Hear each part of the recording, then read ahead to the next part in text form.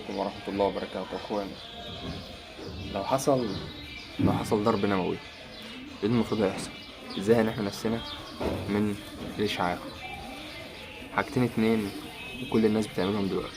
اول حاجه، لو في امكانيه انك تعمل ملجأ تحت الارض لازم تعمل كده. الناس اللي بتسكن في الادوار العلويه لازم تنزل تحت، محدش يسكن فوق. تقفل شبابيكك، تقفل بيبانك كويس، مفيش اي هوا يدخل من بره. تسكن في الدور الارضي.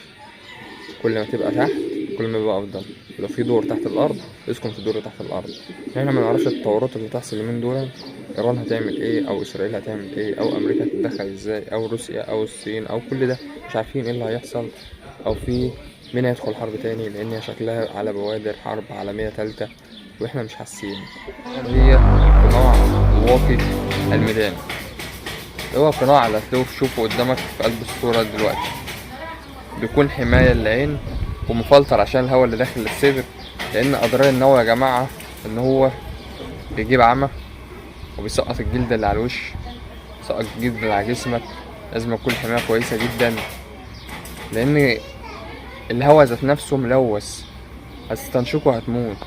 وجميع الناس اللي كانت بتعمل اخلاء من الجماعة بتوع الدفاع المدني للاماكن اللي كان انضرب فيها نووي قبل كده كلهم ماتوا.